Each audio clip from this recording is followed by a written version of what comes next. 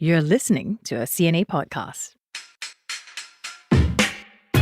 Hello everyone, Andrea Heng here for the Money Talks podcast, and this is where we discuss everything and anything you want and need to know about managing your personal finances. Hey, quick shout out to everyone who listens to us via Spotify, Apple Podcasts, and YouTube Music.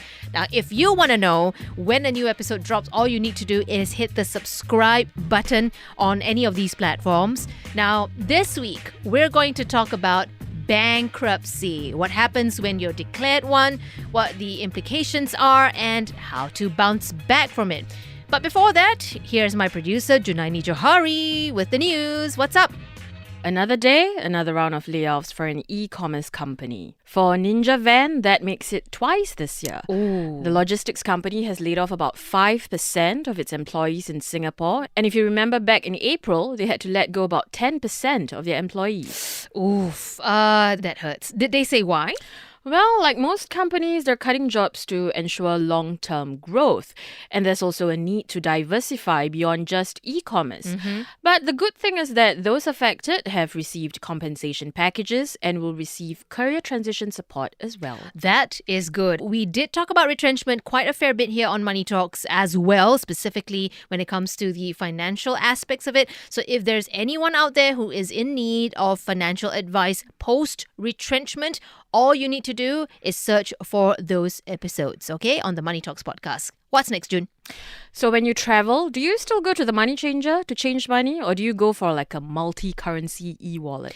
You know what? I do a bit of both. I'm a bit of a hybrid because I know that some of the places I visit just don't take digital payments as much as we do, or as much as some other cities do. Yeah. So I do still go to the money changer to change some cash. Yeah, same goes for me. So some people use U-Trip, but now there's another fintech company that has made the news, Revolut. Oh, okay. They have reported a record profit of $545 million and their revenue has almost doubled to $2.2 billion in 2023. That is massive. And in Singapore, their annual revenue has gone up by more than 110% from 2022 to 2023. And what's interesting is that Singaporeans are not just using the card overseas, but for local transactions as well. Oh. In fact, just last month, Revolut raised the limit on its e-wallet from 5,000 Sing dollars to 20,000 Sing dollars. You know, this is like when my credit card limit was raised. I know.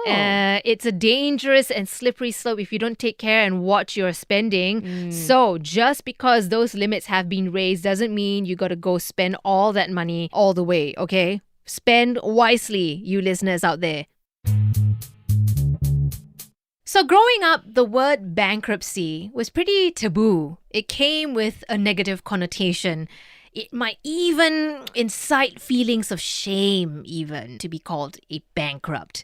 But understanding bankruptcy is far more productive, I feel, than simply fearing it. And that's what we're going to do in this episode of Money Talks. So what is bankruptcy? In Singapore, bankruptcy is determined when an individual or a firm is unable to repay any outstanding debt of at least $15,000. Now, here is some data that might shock you. In 2023, there was an unprecedented surge in the number of personal bankruptcy applications. What's the number? There were nearly 4,000. That's an 18-year high.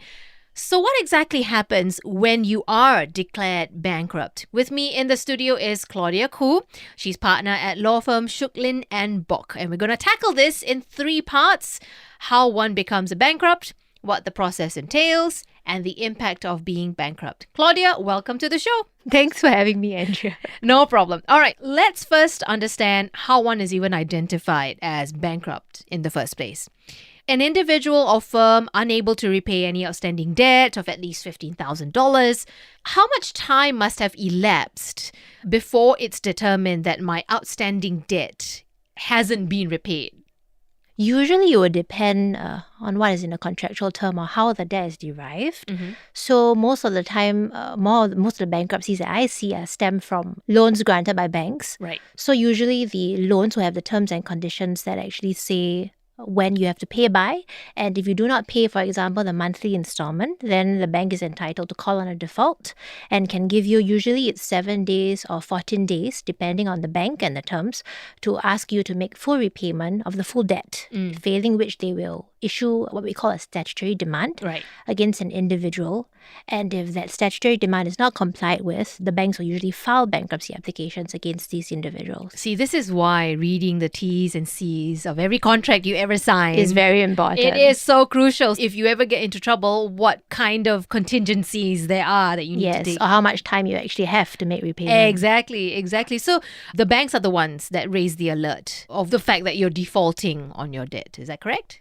Usually it's when you default in repayment. Right. So if there's a deadline that you have to repay And by. you miss that. Yes. So for individuals, if you have individual creditors, usually they can actually just issue a statutory demand and you will not even know it to ask you to make payment of the debt. Right. They will have to serve it on you, of course. That is when you will know it.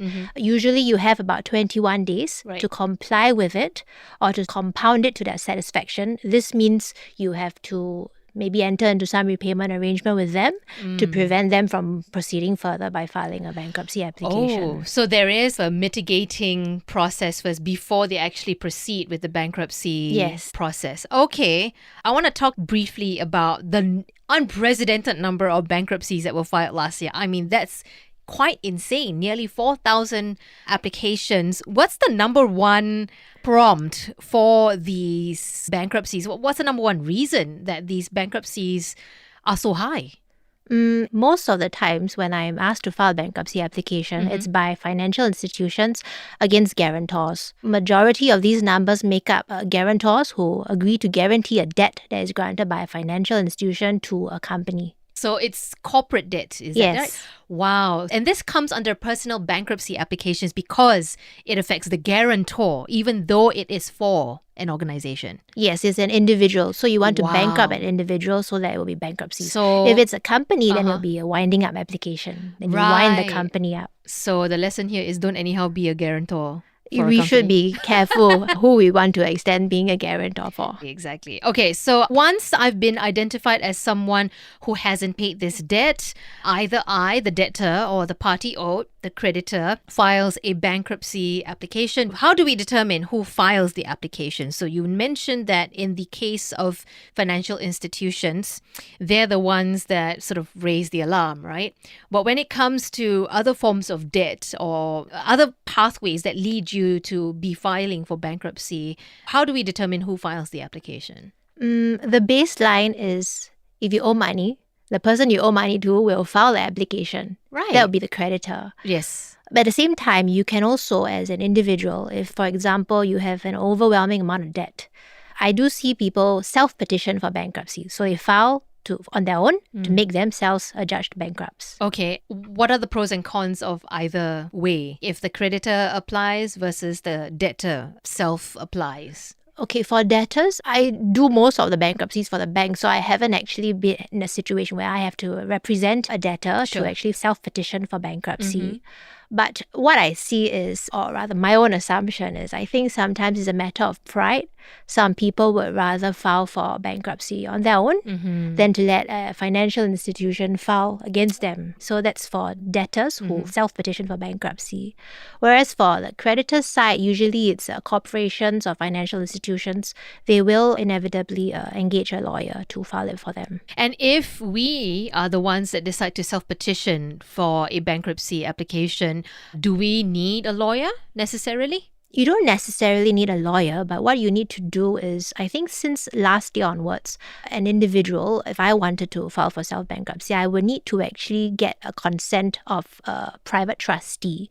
So the private trustees are usually accountants from accounting firms who hold insolvency practitioners' licenses. So you do need their consent before you actually self-petition for bankruptcy. Right. Because they'll be the ones that will administer your bankruptcy estate once I become a bankrupt. It sounds a little bit more complicated when you're the one that has to submit the application. There are quite a number of steps, but I would say that the Ministry of Law's website actually details it very properly. And actually, if I do need assistance, I can always just call into the Ministry of Law. There are people that are quite helpful. What if your application is rejected? If your self-petition for bankruptcy is rejected, what happens next then? Are you then forced to engage a lawyer? Unfortunately, I have not met a situation where an individual wanting to be made a bankrupt is not made a bankrupt by the court. Right. I've been in these hearings as a watching brief. For example, the banks want to go after this individual, but he or she has beat us to the punch Right. and has filed the application against himself or herself in advance. Usually, we will try to attend as a creditor for this thing called watching brief, Okay. just to see the outcome. And Right. to be honest, the courts do take it very thoroughly and seriously to ask the individual, are you sure you want to be a bankrupt? You are aware of the risks, you are aware of the consequence of becoming a bankrupt. And more often than not, these individuals I see will say, I just want to be a bankrupt because it's too overwhelming or there's just too much debt. I know what I'm in for and I would like to be a bankrupt. Yeah, and I think for some people, it's just a way to regain control of their finances, be it debt or finances that they possess, just so someone can take that thinking hat off of their heads, Yes. because some people don't have the bandwidth to manage that, In right? some ways, it's like a relief from debt if you Yeah. have an overwhelming amount of debt. Because Yeah. once you're bankrupt, then to put it bluntly, people will stop harassing you or calling you for payment because you just say, I'm already a bankrupt. Coming up, a breakdown of the bankruptcy process. Claudia, earlier you painted the situations in which we might find ourselves insolvent. Now let's talk about what happens next. I understand that there's a deposit of $1,850, it's a very exact number, to be paid to the official assignee for the administration of the bankrupt's estate. And you mentioned this earlier. Who is this assignee and what does this person do? So in the past, official assignees, they're usually under, if I'm not wrong, the Ministry of Law. Right. They are the ones that would actually administer the bankrupt's estate. But in recent years, I think as of last year, they've made it such that the private trustees will take on the official assignee's role. Of course, these private trustees are answerable to the official assignee, but in a sense, they've delegated the administration of the bankruptcy estate to a lot of these insolvency practitioner license holders. But you so can that's more still- efficient. But you can still go to the old school way. I think you would have to give reasons to the official assignee as to why you were not able to get someone to be a private trustee, and then they will consider on a case-by-case basis. Lawyers' fees aside, if we do decide to engage a lawyer, that is, to file for bankruptcy, what other expenses do I need to be aware of when filing for bankruptcy myself? Off the top of my head, I would say that you have to file an affidavit Okay. to sort of state why you want to be a bankrupt. There's actually a sort of form on the Ministry of Law's website to tell you what you have to include in this form, in the affidavit, in order for you to file the application. So the filing fees for the affidavit, I would say you need to get it commissioned. So maybe it's about $40 to $50 for the commissioning, and the filing of it probably a couple of $100. Those are the fees that I can think of at first blush that you will actually have to spend. The Okay. biggest being, of course, like you said, the deposit. Okay. So once I've been declared bankrupt, what are the rules of engagement? What can I do and what can't I do? Once you become a bankrupt, that happens from the moment the court actually pronounces you a bankrupt. So Even before, the gavel hits. yes, if the court says bankruptcy order granted, even before the order of court is extracted, actually from the moment the court announces that you are a bankrupt, all the way until you've been discharged. Okay. So what cannot do is they will be disqualified from being directors. Okay. They are usually not allowed to hold positions where you handle money. So if you are a trustee, you would be disqualified from doing that. And obviously, if you have travel, you do need to seek the private trustee's consent and to inform them of where you're going, when you're going, and all that. What would the private trustee need from you to grant that permission? My understanding is they will ask you your itinerary. It's so that you don't run away. I think. Right. Essentially. Yes. Okay. And how you're funding this trip. Because the whole baseline of you having been a bankrupt is you couldn't pay off your creditors. Right. So these are little things where the private trustee will try. And I wouldn't say scrutinize, is more of to just keep a check on the bankrupt. Literally keeping tabs Yes, on yes. you. Okay. Correct. So can you own things like credit cards, apply for loans, that sort of stuff? it will be difficult for you to apply for loans. I think you have to justify why you need to apply for the loan and how you're going to pay for the loan. But my understanding is that if it is not for your personal expenses or for your children or for your daily living expenses, more often than not, you will not be able to grant a loan. And there is still this stigma with banks that they will not lend you any money if you are bankrupt. Yeah. And is this something that's common in Singapore, though, compared to, say, other jurisdictions where the banks have this perception or perhaps restrictions might be a better word? They impose limitations on bankrupts. Is that something that's a Singapore thing or that's a global? My understanding is it's a global thing. It's not really to punish a person, but it's more to just keep a check on a person to ensure that the person doesn't incur more debt whilst he's a bankrupt. Right. Usually once you're a bankrupt, the private trustee will actually ask you to fill in this statement of affairs, which you have to list down your income, your job, your assets, so that they can derive this thing called a monthly contribution and a target contribution. To put it in layman terms, is essentially to give you like a loan amount for you to pay back every month. Exactly. Yeah. It's just refinanced Correct. for you, planned out for you. Okay. But once you've done that, and usually I think first time bankrupts is usually about 52 months around there. Okay. And once you've hit the target contribution, usually the private trustees will try and apply for you to be discharged as a bankrupt by the court. As a bankrupt, if I happen to be able to financially pay off my debt earlier, ahead of the 5-year or 52 months period, can I do that? Yes, you can. So the thing is, if you are able to actually pay off your entire debt, you can actually apply for this thing called annulment, which would be as though you were never bankrupt. That's, I think, if I'm not wrong, it's 12 months from the date of your bankruptcy. Right. So that's what you can do. Okay. The second one is if you are able to somehow borrow money or come into money which will allow you to pay off your target contribution at a faster rate, then yes, you can actually ask the private trustee whether you can be discharged from bankruptcy earlier. Interesting. Okay, that's quite a relief, actually. And how long do you need their permission to conduct any activities? I would like to think that they are robust throughout because I think they have a duty to actually ensure that the bankruptcy estate is administered properly. And there are creditors that will check in from time to time with these private trustees as to whether the bankrupt has been paying the monthly contribution, or even some of them who might actually know of income streams which a bankrupt might not have declared to the private trustees. There are instances where the creditors will raise this to the private trustees for the private trustees to investigate. So this is all about transparency Yes. and accountability on every end of the spectrum. Yes, from it the is an bankrupt. offense actually if you conceal property or you conceal your assets whilst you're bankrupt. Next up, why declaring yourself bankrupt may not necessarily be the easy way out that everyone thinks it is. So, Claudia, a lot of people think that filing for bankruptcy is an easy way out from this mountain of overwhelming debt that they've chalked up. So, what is one common misconception that people have about being declared bankrupt? One common misconception are those that stay in HDBs. They think that their house will be forced to be sold and they will have no place to live. HDBs are very special. They do not vest in the official assignee or the private trustees. Right. So, to put it bluntly, you get to keep your HDB. You have a roof over your head Yes. while having to deal with your debts. Yes, but this is not the same if you have a private property, of course. Okay, so that private property ends up being collateral then. In a way, the private trustees, they are not that harsh. In a sense, they will look at a bankrupt's income, expenses, and what they have to provide for the family in order to determine whether or not a private property should be sold and then for the proceeds to be divided to the creditors. So Understood. they will do a holistic assessment of what the bankrupt has.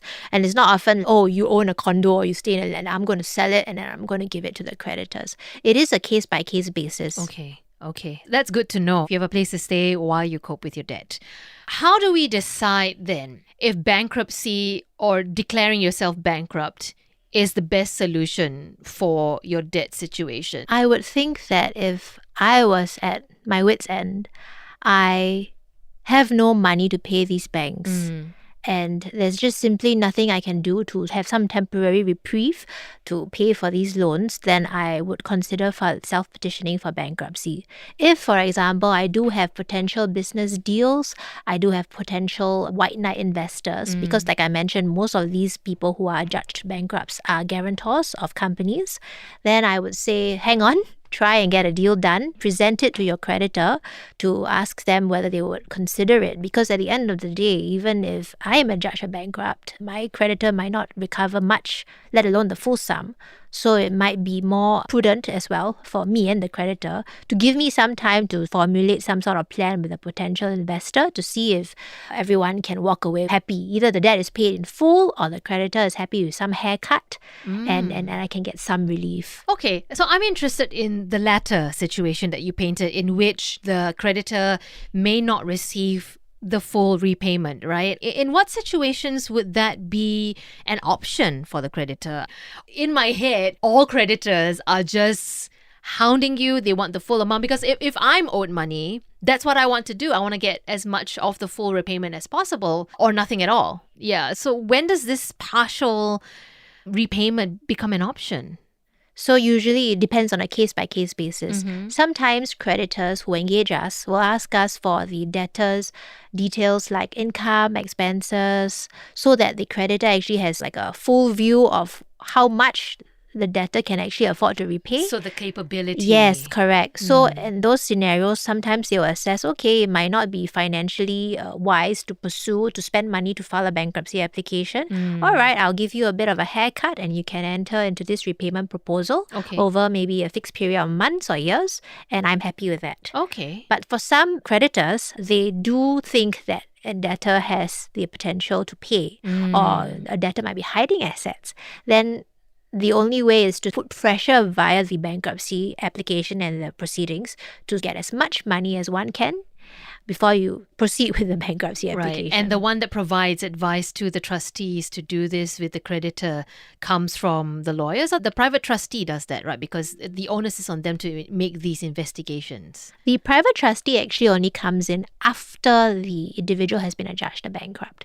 So prior to that, from the time that the debt is owed, from the time the bankruptcy application is filed, all the way until the bankruptcy order is granted, that interim period, the private trustee is usually not involved, because they have not been appointed by the court per se yet. So during this period, actually, the onus is on the individual facing bankruptcy proceedings to engage with the creditor to try and come to some sort of amicable resolution. Negotiate as much as you can. Okay, so which brings me to my next question.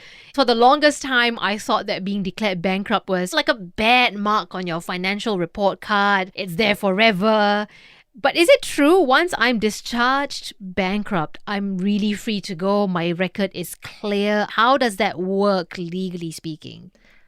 Actually, once you have been discharged as a bankrupt, the record still stays for 5 years after you've been discharged. So I would say there would still be some sort of, maybe you call it a mark or whatnot, because it is public information. If you want to apply for a loan, banks usually conduct bankruptcy checks. This would come up, and then you might have to answer more questions from the banks in order for you to get the loan that you want. And for some, I guess in various financial sectors, it might be difficult to get a job, maybe in a bank or in an insurance company. I'm glad you brought that up, because how does this actually affect my job prospects? Not just in the financial sector, but just generally speaking, because that question does come up in our job application forms, right? What bearing does it have? If it were me hiring, depending on the job that I'm hiring for, I would ask whether one has been adjudged a bankrupt before and has been discharged, if I find that is pertinent. But more often than not, I feel like if you're going to apply to become, I don't know, an office manager, I don't actually see how having been a bankrupt before is going to assist or make an employer think that this person cannot do the job because this person has been adjudged a bankrupt. So I am not sure whether there's still this stigma now, but at least for me, I think it has to depend on what the job scope entails. All right, so final question here. From declaration to discharge, let's talk about leaving bankruptcy behind. What's a typical exit plan? I will not pretend to know it because I have not been adjudged a bankrupt before, but I would imagine it won't be easy because one would have to rebuild your financial history, recreate your credit worthiness. If one wants to apply for loans in future, or one want to apply for credit cards or open bank accounts, all these, unfortunately, I would say time will make things better. I don't think it's going to be an easy road, but it's not the end. Yeah, that's how I would say. I think that's a very short and sweet and simple way of, I guess, giving us hope, I suppose, right? At the end of the day. But you're absolutely right. Time heals all wounds. It's cliche, but I think in this situation, it bears more truth than ever. So let me summarize what we learned from you today, Claudia. We found out how one is determined to be a candidate for bankruptcy, what actually happens when you have been declared bankrupt, and that bankruptcy isn't necessarily the best or easiest way out of debt.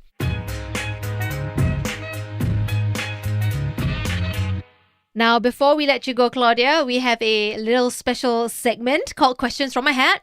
So I have a hat and it is filled with questions. I can see that. Yes. Okay, so I'll need you to pick one and hand it to me. And I will ask you the question that you have picked. And that is, what was your biggest financial regret? My biggest financial regret. To be very frank, none comes to the top of my head, possibly because of the area of law that I am in. So I am quite risk averse. Right. So for better or worse, I am a bit more hesitant to incur debt, or rather, credit cards, I don't have that many because I don't want there to be a credit history of me having many credit cards and cancelling it at a go. It does affect one's credit history, which is why I can't really answer this question. But I am traditionally more risk averse because I see so many bankruptcy cases in Singapore. Yeah. And you know what? I think that is a great answer to the question. It's a job hazard, isn't it? It is actually. It's a job hazard. I mean, it can only be a good thing not to incur so much debt. By the way, if you happen to be risk averse like Claudia, there is an episode of Money Talks about what it's like to be risk averse and how you kind of can break out of it if you want. Thanks for being a great sport, Claudia. You've been great. You're welcome. And thanks as well for this discussion on bankruptcy. The clarity you've given us will be well appreciated. And listener, I hope that's what you think as well. If you have any thoughts or questions about this episode, send us a message on the platform you are listening to us from. Money Talks is streaming on Apple Podcasts, Spotify, and YouTube Music.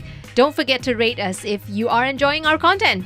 And now I say our because Money Talks is not possible without these fab folks. Crispina Robert, Tiffany Ang, Junaini Johari, Joanne Chan, and Sayu Wind. I'm Andrea Heng for Money Talks.